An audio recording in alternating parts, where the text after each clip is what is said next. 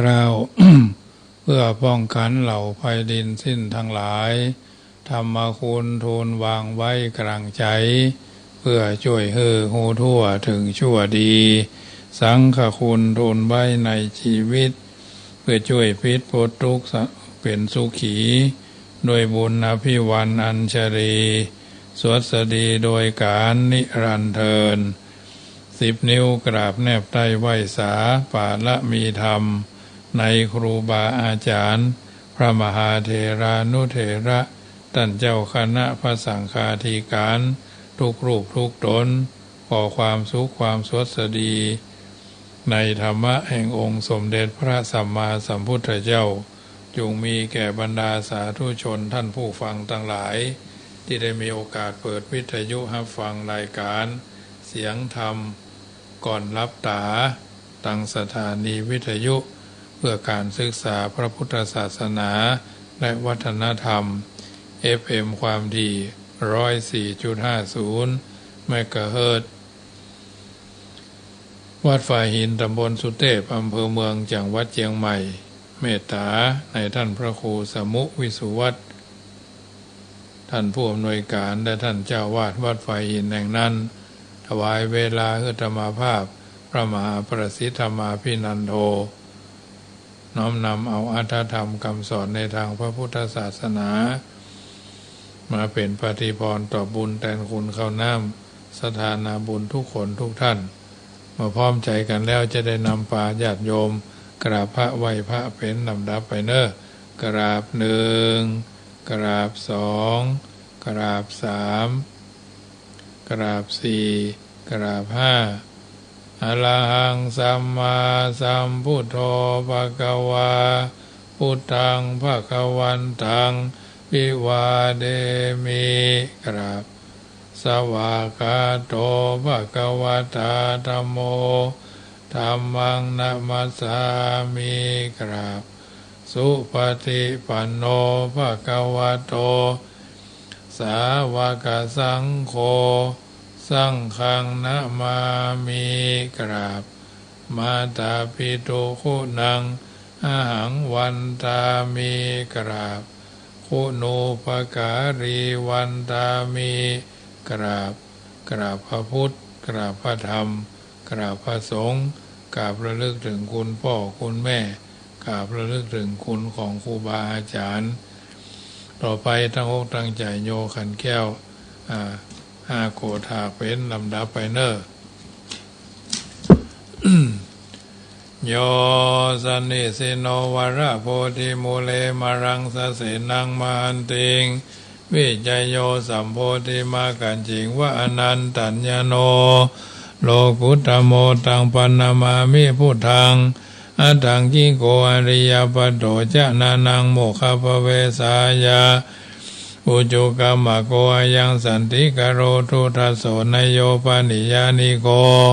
ตังปันนามามิธัมมังสังโฆวิสุทโธวรตคินโยสันตินทริโยสัพพะ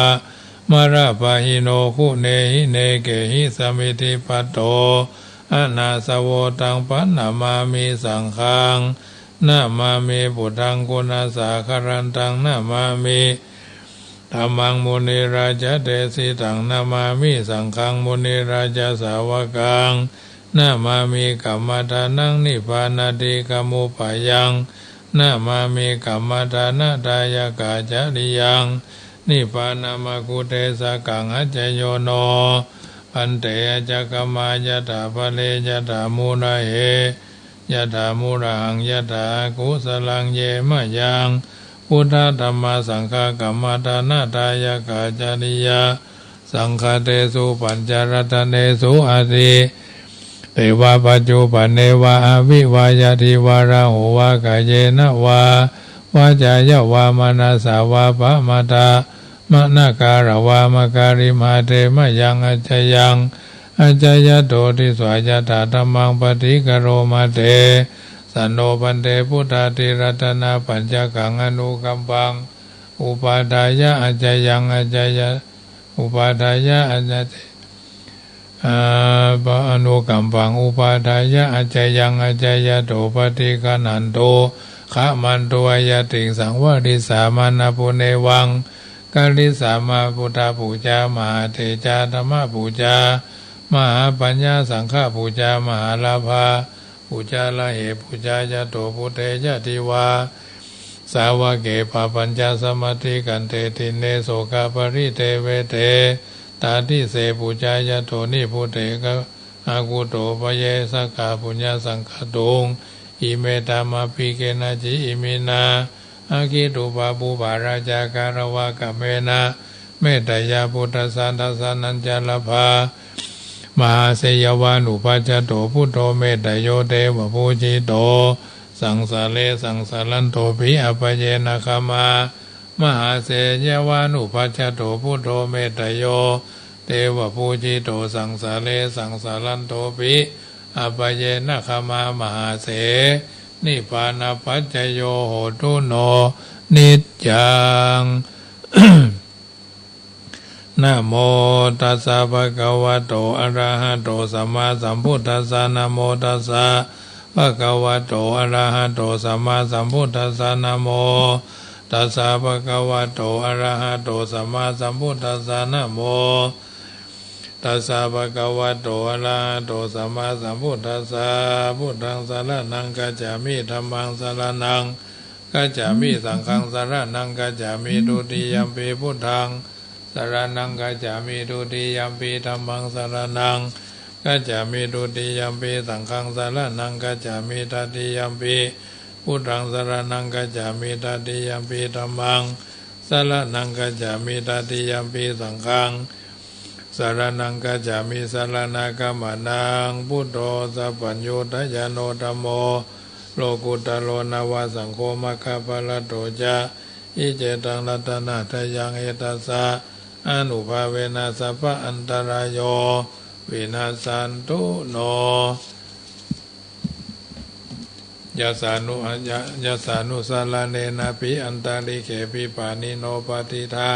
มาทิขาจันติภูมิยังวิยาสัพพดาสัพพุปตวาชาลมหายคาโจราภิสัมภวาขานานานาจามุตตานังปริตันตัมพนามา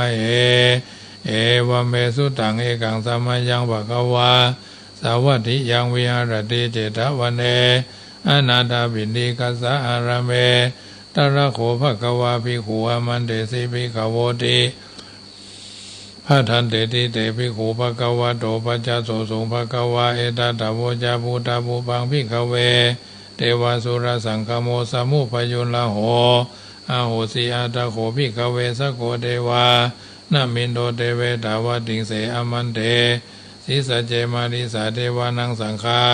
มาคตานังอุปจายาพยังวาจัมพิตตังวโรมหังโสวามะเมวะตัสสมิงสมัยเยถ้าจะขังอุโรกายตาอุโรกายตามะมังหิโวภิกขเวมะมังหิโวถ้าจะขังอุโรกายตังยัมภเวสติพยังวาจัมพิตตังวโรมหังโสวาโสปะหิสติโนเจเมถ้าจะขังอุโรกายตาอัตถปัจจปฏิสเดวราชสาถ้าจะขังอุโรกายตาปัจจปฏิสาหิโวเดวราชสาถ้าจะขังอุโรกายตังยัมภเวสติพยังวาจัมพิตตังวโรมหังโสวาโสปะหิยิสติโนเจปัจจปฏิสเดวราชสาถ้าจะขังอุโรกายตาอัตถวรุณสาเดวราชสาถ้าจะขังอุโรกายตาวรุณสาหิโวเดวราชสาถ้าจะขังอุโรกายตังยัมภเวสติพยังวาจัมพิตตังวโรมหังโสวาโสปะหิยิสติโนเจวรุณสาเดวราชสาถ้าจะขังอุโรกายตาอัตถอิสานัสสะเดวราชสาถ้าจะขังอุโรกายตาอิสานัสสะหิโวเดวราชสาถ้าจะขังอุโรกายตังยัมภวิสติพยังวาจัมพิตตังวโรมหังโสวาโสปะหิสติตังโคปนาภิกขเวสกัสสวาเดวานามินทสาถ้าจะขังอุโรกายตังปัจจปฏิสวะเดวราชสาถ้าจะขังอุโรกายตังวรุณสวะเดวราชสาถ้าจะขังอุโรกายตังอิสานัสสวะเดวราชสาถ้าจะขังอุโรกายตังยัมภวิสติพยังวาจัมพิตตังวโรม มังโสวะโสปะหิเยทาปิโนปิปะหิเยทาตังกิสาเหตุตาโคหิภิกขเวเทวานามินโตอวิตราโคอวิตโตโสอวิตโมโหพิรุจัมพีอุตราสีปรายิติยหันจะโคภิกขเววังวัฏามิสเจตุมากังภิกขเวอรัญญคตานังวาลุขามุราคตานังวาสุญญาคลาคตานังวาอุปจยพยังวาจัมปิตตังวาโลมังโสวามะเมวัตสมิสัมมเยอนุสรายธาอิติปิโสภะคะวาละหังสัมมาสัมพุทโธวิชาจารณะสัมปันโนสุขโตโรกวิโตอนุตตรโรปุริสัตธรรมสารติสัทธาเทวมนุษย์สานังพุทโธภะคะวะติมะมังอิโวภิกขเวอนุสรตังยัมภวิสติพยังวาจัมปิตตังวาโลมังโสวาโสปะหิสติโนเจมังอนุตสรายธาอัฏฐธรรมังอนุสรายธาสุภาสวากาโตภะคะวะตาธัมโมสันติติโกอากาลิโกเอหิปัสสิโกโอปนายิโกปัจจตังเว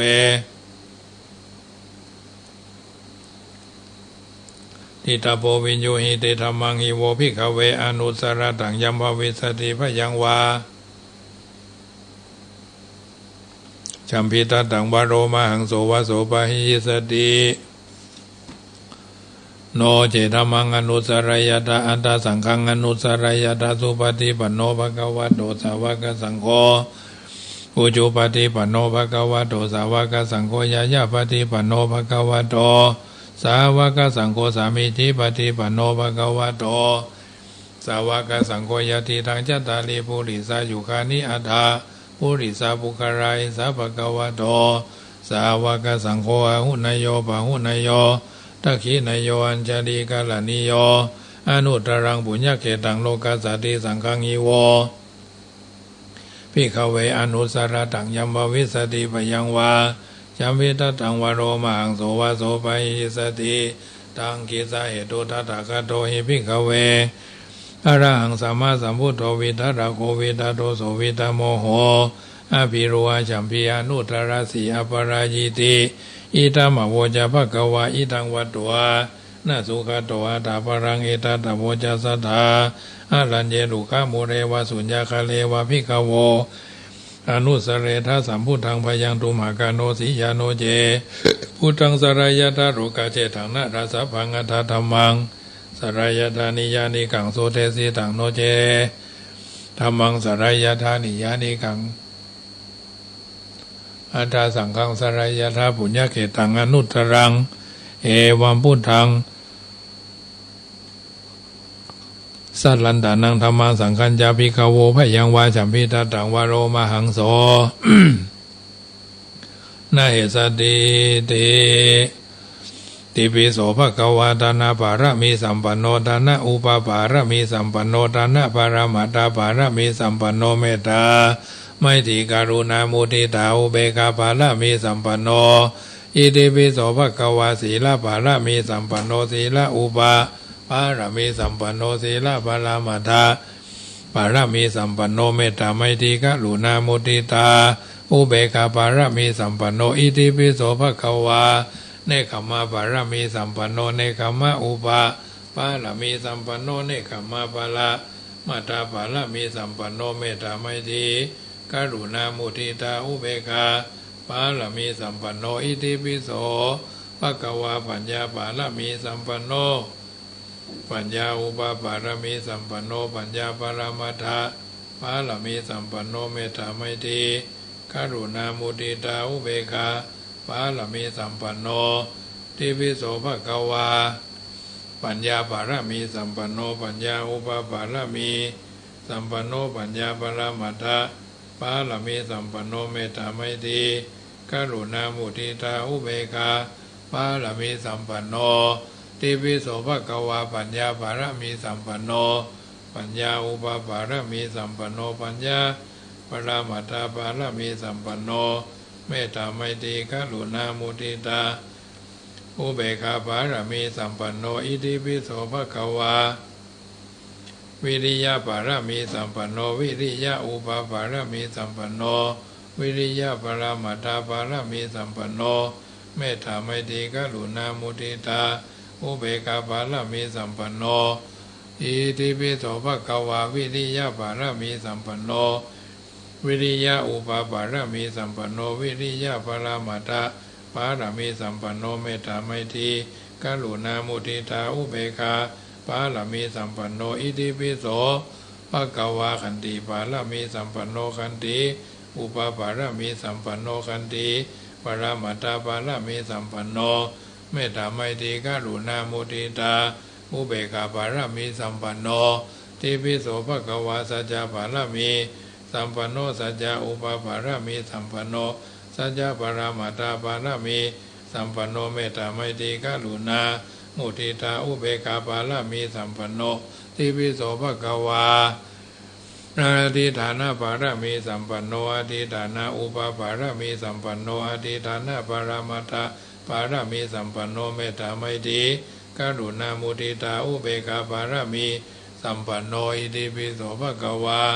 อุเบกขาบารมีสัมปันโนอุเบกขาอุปบารมีสัมปันโนอุเบกขาปรามัตถบารมีสัมปันโนเมตตาไมตรีกรุณามุทิตาอุเบกขาบารมีสัมปันโนอิติปิโสภควาทัสสะบารมีสัมปันโนทัสสะอุปบารมีสัมปันโนทัสสะปรามัตถบารมีสัมปันโนเมตตาไมตรีกรุณามุทิตาอุเบกขาบารมีสัมปันโนโสภควาอิติปิสวาธุสวาธุพระปัญญาบารมี30ท่าสวาธุพระปัญญาบารมีวัดแวดล้อมวิริยาบารมีอ้อมระวังดีศีลบารมีบางหอกบางดาเมตตาบารมีป่าแพทย์ทางปืนทางหน้าบารมีเป็นผืนต่างต่ออุเบกขาบารมีก็เป็นเวียงสัจจะบารมีแวดระวังดีเป็นไม้ไทยคันตีบารมีกลายเป็นหอกเป็นดาบบางนาไม้และปืนไฟอธิฐานะบารมีพันดาบไป6 แห่งแข็งแห่งป่าฝูงหมู่มารพิสางใบเบศลูกทเวปอบถีปังไฟนี้นั่งร้อนละนี้อาสาจันโสสะเหมือนฟันอยู่ข้างๆน้ำนาดีน้องวางดอกวางแตกตีฟ้องละนองละนอกกลายเป็นข้าวตอกดอกไม้ถวายบูชาพระแก้วแก่นได้สันดานพระบุตรทางเอ่ยจงมาใบโบสอนุญาตโทษโปรดบูชาแท้ดีหลีแม่ธรณีออกมาหีดบวยผมอยู่ที่ท่าจังให้ขายขาจังงาซับดินพ้นน้ำนาดีลงพัดพายก็จังพายหากทุกท่าแม่พญาห้อนเปล่าพญาห้องเอาปูนกัวกาบยอมือขึ้นหัวใส่เกาผู้คานีเราได้ชื่อว่าลูกศิษย์พระพุทธเจ้าผู้มีบุญสมภารนั้นมากนักพระพุทธเจ้าจึงตั้งว่าปัญญาบารมีไว้เกาจันทั้งไหวทั้งนาก็ได้เกาจันทั้งไหวทั้งหลังก็ได้เกาจันทั้งแต่ว่าแปลตีนก็ได้เกาจันทั้งแต่ตีนแปลหัวก็ได้เกาจันแสนวาลูกปืนจักมาเสมอเมือนคนแสนหาก็บ่มีมาจากไกลใดข้าพเจ้าเลยได้ชื่อว่าพุทธคูนังธรรมะคูนังสังฆคูนังพุทธอินตาธรรมะอินตาสังฆอินตาอาสาหับแม่ทอดนีผู้อยู่เนื้อน้ำผู้อยู่ข้ามแผ่นดินการคาใดละเลิกเกิดถึงหาคุณพ่อคุณแม่คุณครูบาอาจารย์คุณพระแก้วเจ้าทั้ง3ประการคือคุณพระพุทธคุณพระธรรมคุณพระสงฆ์คุณแดดคุณฝนคุณน้ำคุณลมคุณไฟคุณกุศลเจ้าก็ดีคุณนางอุตราเจ้าก็ดีคุณพระปัจเจกเจ้าก็ดีคุณพระตนเมตตาภาวนาเจ้าก็ดีคุณมาแพทย์ทอดนี้เจ้าก็ดีจุงมาสัมพิทักษ์ษาคุ้มครองตั้งกำหน้าและกำหลังยังตนตัวแห่งผู้ค้าตั้งแต่ทีคาการะยามนี้วันนี้ค่ำคืนนี้และต่อไปนี้ยิ้มแด่เธอพุทโธพุทธังอาสาธัมโมธัมมังอาสาสังโฆสังฆังอาสาพุทโธพุทธังอรหังธัมโมธัมมังอรหังสังโฆสังฆังอรหังพุทโธพุทธังกันหะธัมโมธัมมังกันหะสังโฆสังฆังกันหะอายุวันโนสุขังพระลางอาหังสุขิโตโหมิอาหังอเวโรโหมิอาหังอภยาปโชโหมิอาหังอนิโคโหมิอาหังสุขีอัตตนังปาลิหารามิตัสสะจุติสาสะเปสัตตาอเวราหุนตุอภยาปชาหุนตุอนิกาหุนตุสุขีอัตตนังปาลิหารันตุข้าพระเจ้าขอแผ่เมตตาไปโดยรอบสุดขอบจักรวาลอนันตจักรวาล8 ทิศรอบตัวข้าพระเจ้า9 ทิศพระขวพรหม10 ทิศโลกันตนรกข้าพระเจ้าขอตั้งจิตอธิษฐานอุทิศส่วนบุญกุศลนี้แผ่ไป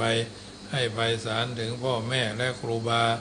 อาจารย์ทั้งลูกหลานญาติมิตรสนิทกันคนเคยร่วมกิจการงานเพื่อพระพุทธศาสนาทั้งหลายจงมีส่วนได้ในบุญกุศลผลของข้าพเจ้าทั้งเจ้ากรรมนายเวรเทพเทวันขอให้ท่านได้กุศลผลนี้เถิดเอาละญาติโยมท่านสาธุชนคนดีที่ฟังรายการนี้อยู่ทางบ้านเป็นประจำเมื่อค่ำยามแรงของวันนี้ก็เป็นวันพุธเลิกการเลิกงานพลิกบ้านพลิกจองอยู่กับบ้านกับจองกับลูกกับครอบกับครัวนะกับลูกกับเต้ากับสามีภรรยาครอบครัวไปครอบครัวมันพลิกถึงบ้านผึ่งจองเรียบร้อยปรึกษาหารือถามทุกข์ถามสุขเป็นจะได้อ้ายเป็นจะได้พี่ทำการทำงานราบรื่นดีก็คลุกคลักเพราะฉะนั้นอยู่ในสังคมมันถึงอยู่กับคนดีก็มากหลายคนให้ก็มากนักซึ่งก็ถือว่าสิ่งต่างๆเหล่านี้เป็นเรื่องที่เจอกันปะกันอยู่เป็นประจำจ้อนฟาดถ้วยฟาดจ้อนเป็นเรื่องธรรมดากันอยู่แล้วทั้งนี้ทั้งนั้นก็ถือว่าถ้อยทีถ้อยอาศัยพออยู่ในสังคมแห่งการอยู่ร่วมอยู่กันอย่างพี่ดีกันอย่างน้อง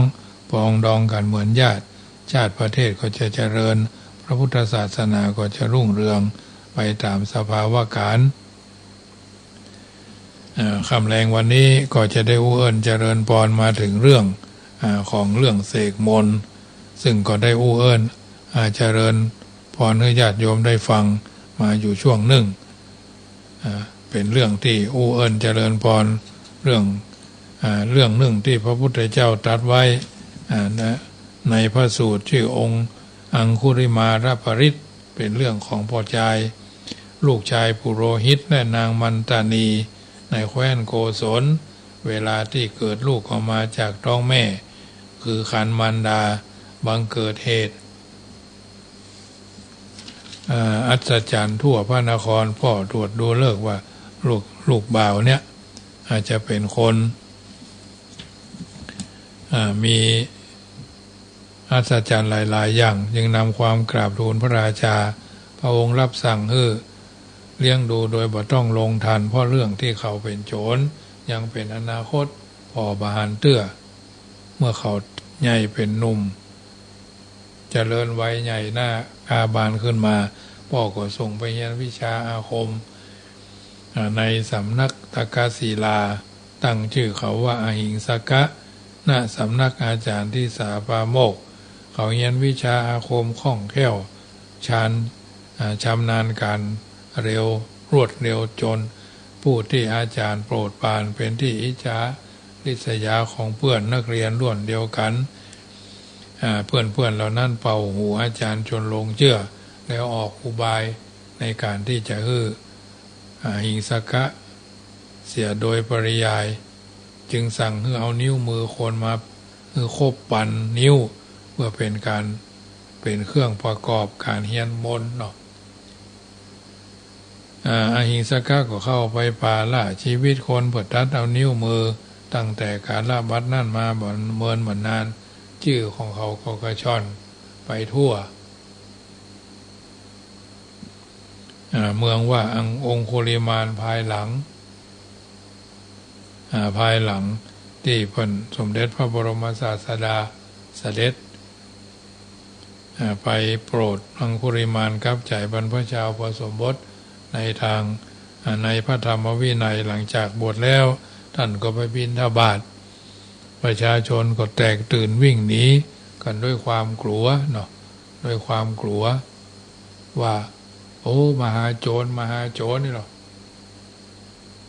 มหาโจรย่านนี้ก็เลยไปทำบุญใส่บาตรวันหนึ่งท่านพระไม่ยิงต้องแก่ใกล้จะเกิดในระหว่างทางไม่ยิงคนนั้นวิ่งหนีด้วยความตกใจสุดขีดหันรั้วข้างขวางอยู่ข้างหน้า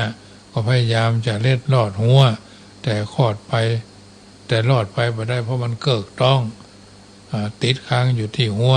องคุลิมานไปตันเขาก็ได้อ่านภาพหน้าสลดสังเวชท ท่านจึงตั้งสัจจอธิษฐานแล้วร่ายคาถาขึ้นว่ายะโตหังภคินิอะนิยายะชาติยาชาโตนาภิชานามิเป็นต้นพอสิ้นเสียงเสกสตรีผู้นั้นก็เกิดลูกอย่างง่ายดาย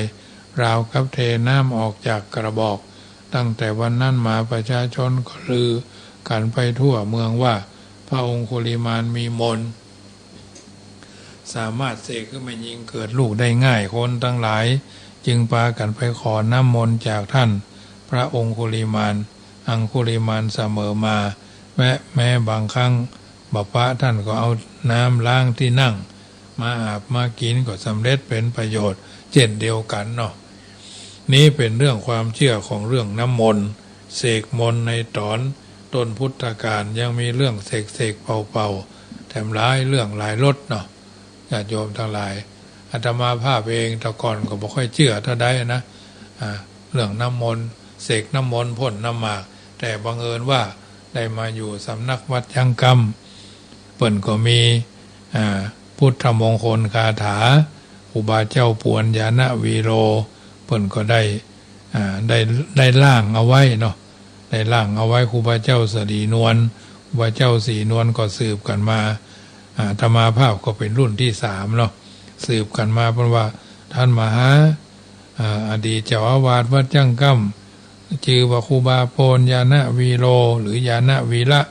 เพิ่นมาจากพุ่นกองงามบนตระกูลหอยแก้วเหรอเพิ่นมาอยู่วัดเฮานี่เพิ่นมีคาถาอาบน้ำมนต์แล้วก็คาถาเสกน้ำมนต์เพิ่นฮ้องว่ามีอยู่30บรรทัดอาตมาภาพก็ถ้าท่านมหาใครเห็นก็ตั้งขันมาเนอเอาก็ก่อนที่เพิ่นจะเสียเนาะก็เพิ่นยังสติสัมปชัญญะก็ยังจำได้บ่ลงบ่ลืมปกท่องเอาฟังให้ก่อน 2-3 รอบเจ้ารอบตอนรอบแรงรอบเนาะก็ท่องมาทวนมาเฮาก็กลัวลืมเนาะสุจีปุริก็ฟังขี้เถียนถามโจทย์นะก็โจทย์ว่ามีอยู่30บรรทัดก็ท่องต่อมาเวลาเพิ่นมาเจิมรถก็ดีอันนั้นอันนี้ก็ได้อุปเทศแก่ได้หลายอย่างเอาก็สืบมาก็ท่องมาเวลาญาติโยม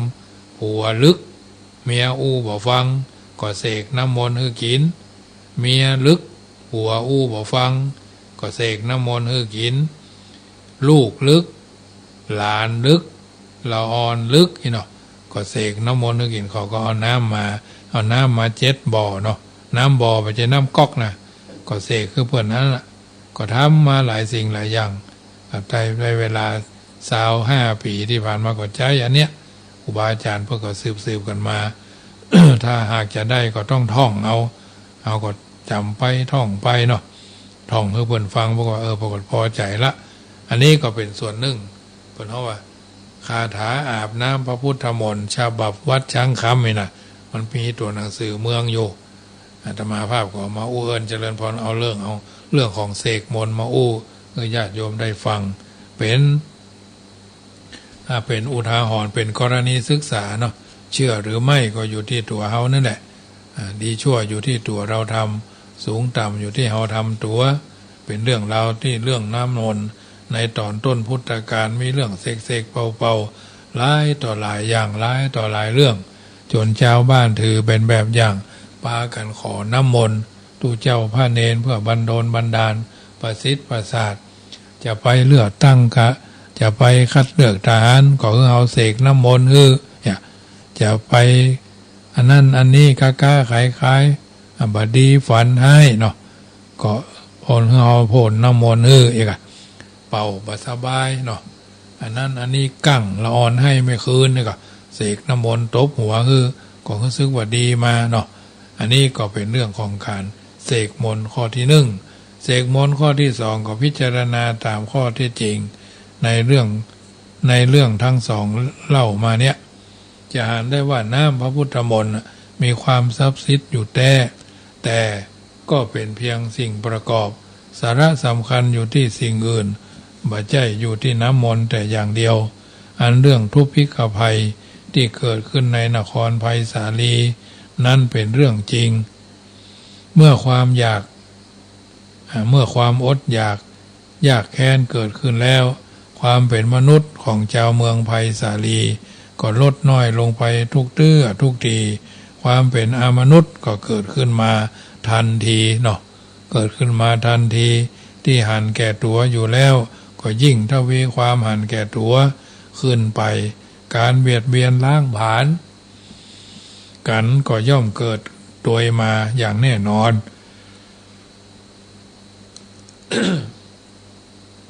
ถึงแม้ถึงวันนี้ในบ้านในเมืองเฮานี่เองถ้าสิ่งใดมีประชาชนตั้งบ้านอยู่อยู่หนาแน่นการทำมาหากินฝืดเคืองสิ่งที่คนเฮาหันว่าเป็นสิ่งจำเป็นแก่ชีวิตมีมากมายอารยธรรมแปลกๆใหม่ๆในเมืองที่เจริญมันก็ล่อตาลวงใจขึ้นลุ่มหลงข้างไข่ไหลหลงเนาะมนุษย์เฮาท่านทั้งหลายนี่แหละมนุษย์เฮานะมนุษยธรรมในใจของคนเฮาในถิ่นนั้นก็ลดน้อยลงไปมนุษย์ก็เกิดขึ้นมนุษย์ก็เกิดขึ้นเช่นเดียวกันกับนครไผ่สาลีกันนั่นก็เหมือนกันคำว่ามนุษย์ถ้าเฮาเข้าใจว่าเป็นผีจำพวกที่บาหันตัวหันตนจำพวกเดียวก็ผิดไปเพราะมีผีที่มีเพราะผีบ่มีตัวบ่มีรูปร่างปรากฏนั่นมันน่าจะฮือร้ายโทษเท่าใดนักอย่างนักก็แค่หลอกตกใจแลบลิ้นปิ้นตาน่ากลัวเท่าอันแต่ผีที่มีชีวิตมีตัวมีตนได้แก่คนผู้ไร้มนุษยธรรมในใจนั่นเองมีพิษร้ายรอบตัวน่ากลัวยิ่งกว่าหลายเท่านครไผ่สาลีเดือดร้อนกันในครั้งนั้นก็คงเพราะผีจำพวกหลังนี่แหละเป็นแน่ในเมื่อคนต้องอดอยากถึงกับล้มตายล้มกับถึงกับล้มตายกันการครองชีพก็ลำบากปานนั้น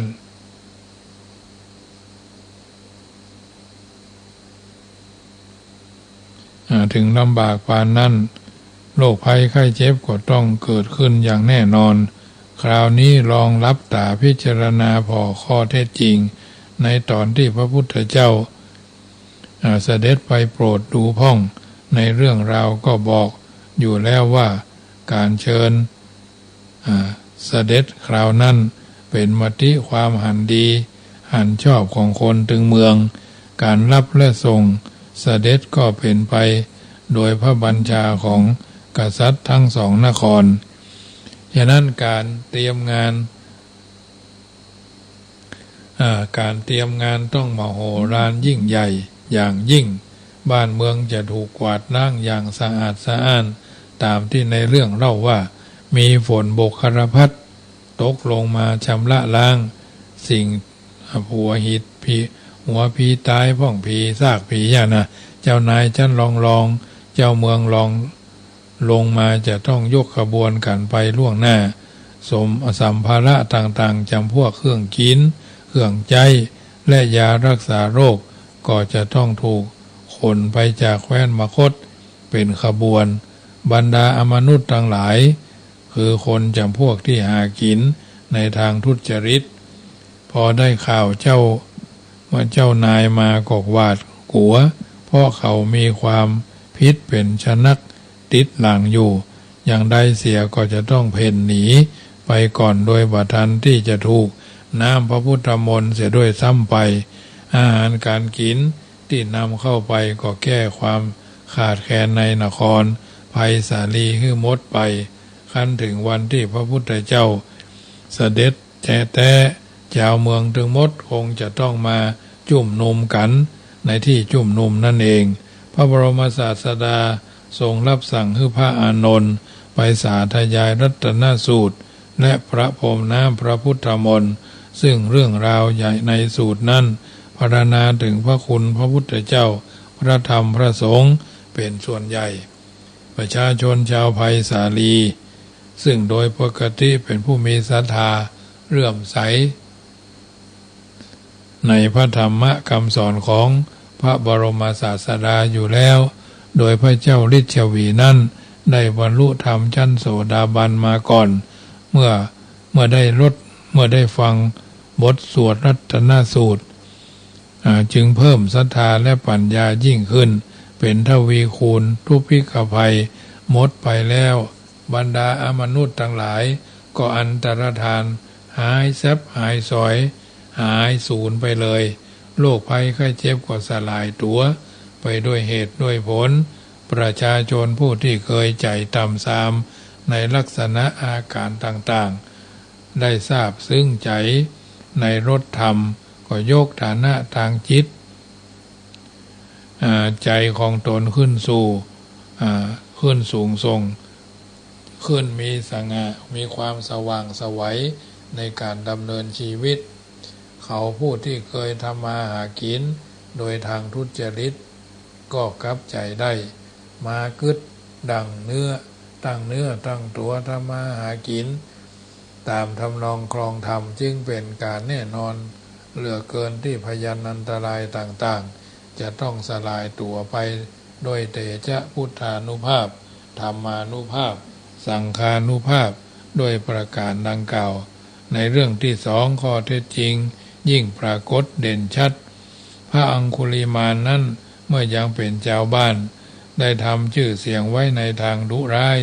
เป็นมหาโจรที่คนหวาดกลัวกันตึงเมืองเวลานั้นเพิ่งบวชใหม่ๆกลิ่นไอโจรและแววแห่งความสวกหรือดุร้ายก็ยังหายไปจากตัวไผได้ปะได้พบก็คงจะกลัวและนอนและลนลานแม่หญิงตั้งต้องปามานในเรื่องนั้นก็บอกแล้วว่าเป็นแม่หญิงต้องแก่เมื่อตกใจถึงขนาดประกอบกับรอดหัวเอาต้องไปกาหัวไว้เนาะไปติดค้างอยู่ในท่านั่นก็ยิ่งทำให้การคลอดลูกเป็นไปได้ง่ายยิ่งขึ้นถ้าจะอู้ถึงอำนาจทางจิตใจด้วยแล้วยิ่งหมดปัญญาเลยทีเดียวพุทธเจ้าเป็นองค์แห่งผู้บริสุทธิ์กิเลสเครื่องเศร้าหมองใดๆบ่เหลือหลอในพระทัยแล้วหลังจากพลังจิตของพระองค์ย่อมสูงสุดนะบันดาลอิทธิฤทธิ์คือมีเป็นไปอย่างใดก็ได้ก็คงจะได้อย่าว่าแต่เพียงการปราบปรามมหาอุบาทในไพศาลีนครเลยแม้ความมหาปลัยของโลกก็คงจะอันตรธานไปด้วยเตชะบารมีสำหรับพระอังคุลิมานปรากฏว่าเป็นผู้มีการศึกษาดีได้รับการฝึกหัดอบรมทางจิตมานักจิตใจเหี้ยมหาญในตอนโจรก่อนนักดังนั้นเมื่อกลับใจอุทิศตนเข้ามาบวชท่านจึงทำได้โดยบ่ยากถ้าหากกำลังจิตใจบ่สูงและเข้มแข็งแต่แล้วก็คงจะเลิกกรรมชั่วอย่างปุ๊บปั๊บฉับพลันเช่นนั้นบ่ได้เป็นแน่จึ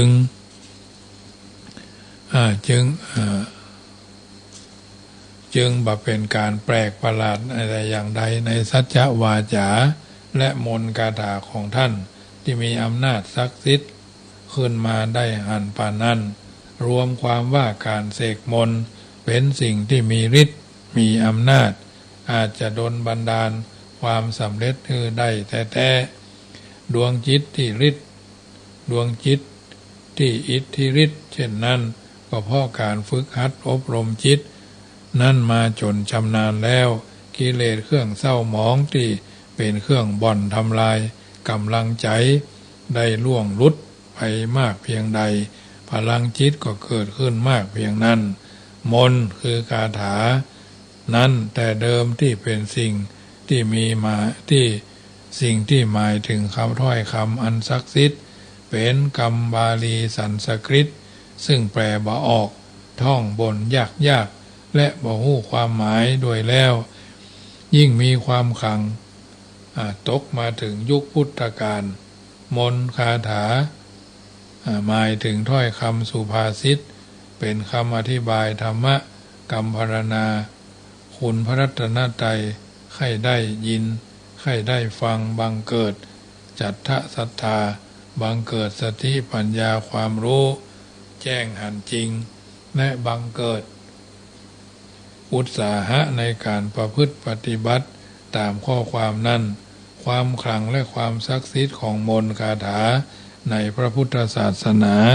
มีอยู่ตรงนี้อันการปฏิรูปเปลี่ยนแปลงความหมายของมนต์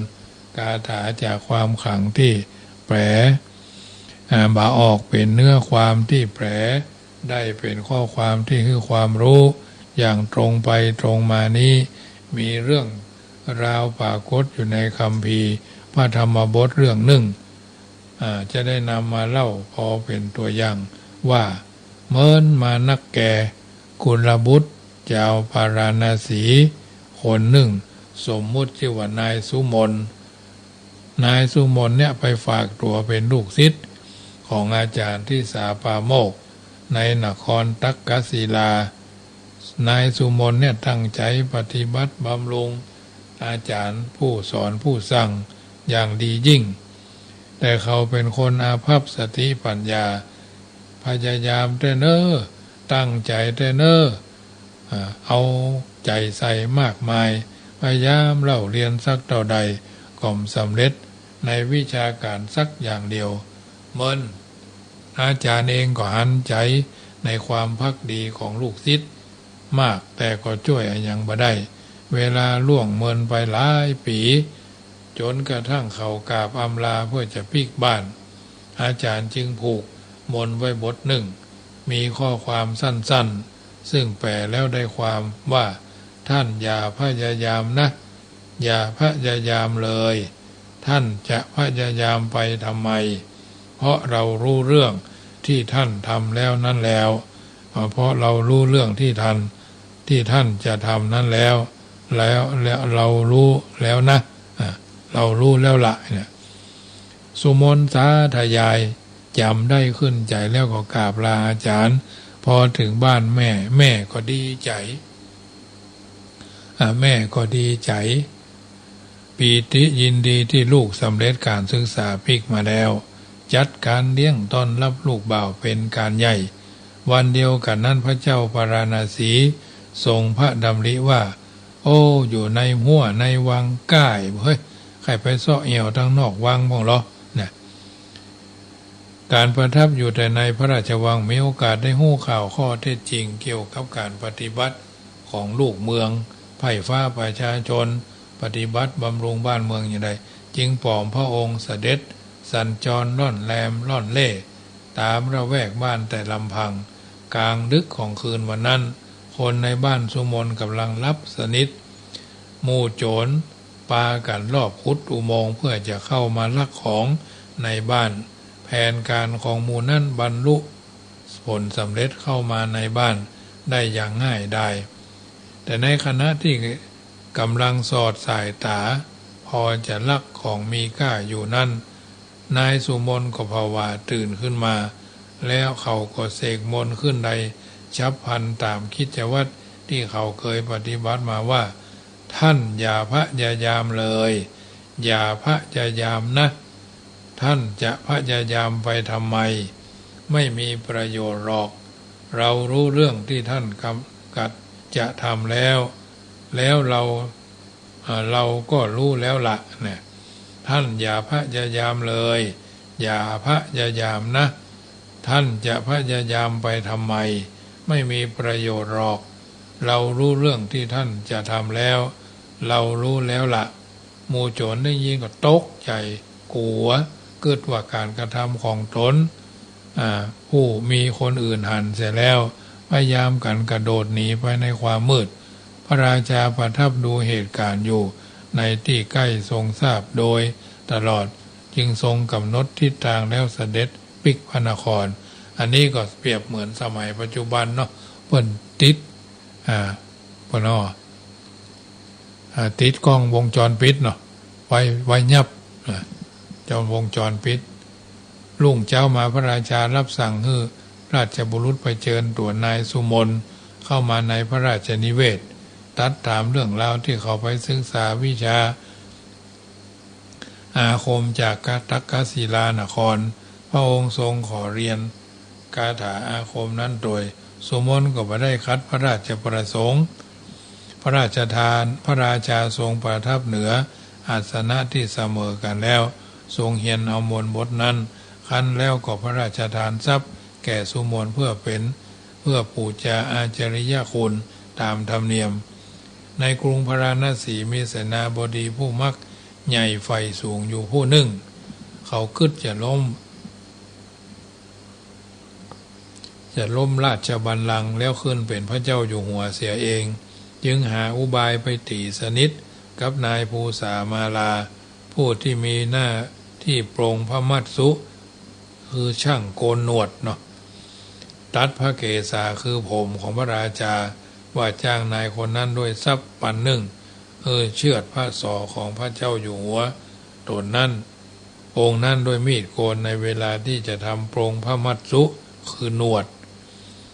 ถ้างานนั้นสำเร็จเขาก็จะได้รับแต่งตั้งเป็นเสนาบดีจากพระราชาองค์ใหม่โดยนายภูษามาลารับตาหันภาพตัวเองในลาภเพราะอิสริยยศบังหูบังตาเนื่องนองได้ใจเติบตอบตกลงกับเสนาบดีคนนั้นทันทีวันปงมัตสุคือหนวดนายภูษามาลาเต็มใจจะเชือดพระศอกของพระราชาด้วยมีดโกนคิดจะเฉือนชับเดียวคือขาดจึงสะบัดมีดโกนครั้งแล้วครั้งเล่าก่อนที่จะลงมือทำงานอันสำคัญนั้นบันดลนั่นเองพระราชาทรงระลึกได้จึงร่ายมนต์คาถาเอาไว้ว่าอย่าพยายามเลยอย่าพยายามนะจะพยายามไปทำไมเพื่อประโยชน์อะไรเรารู้เรื่องราวที่ท่านจะทำหมดแล้วเรารู้แล้วหมอได้ยินก็ตกใจจนเหงื่อแตกท่วมตัวกลัวต่อพระราชาญาณเหลือเกินเขาจึงวางมีดโกนแล้วกราบขอพระราชทานอภัยโทษพระราชาจึงซักถามเอาความจริงจนมดจนเสี่ยงรับสั่งให้เนรเทศเสนาบดีและนายภูษามาลาออกไปเสียจากแว่นแคว้นขั้นแล้วก็ทรงระลึกถึงอุปการะคุณของนายสุมนที่รอดพระชนมาเป็นครั้งนี้ก็เพราะว่ามนต์คาถาบทนั้นรับสั่งให้สุมนเข้าเฝ้าแล้วพระราชทานตำแหน่งเสนาบดีแก่สุมนแทนคนเก่าที่ขับไล่ออกไปนายสุมนคนอาภัพทางสติปัญญาแต่ได้ยศถึงเสนาบดีข้างนั้นมีเพราะอำนาจมนต์บทเดียวนี้แสดงให้เห็นว่าพุทธมนต์คาถาช่วยท่านได้ในเวลาที่คับขันตกยากลำบากเนาะในสมัยพุทธกาลได้ปฏิรูปมาแล้วจากที่เป็นถ้อยเป็นคำอันศักดิ์สิทธิ์ฟังบ่รู้เรื่องมาเป็นคำพูดที่ฟังง่ายเข้าใจง่ายความศักดิ์สิทธิ์ก็มีอยู่ตรงที่คนฟังรู้เรื่องนี่เอง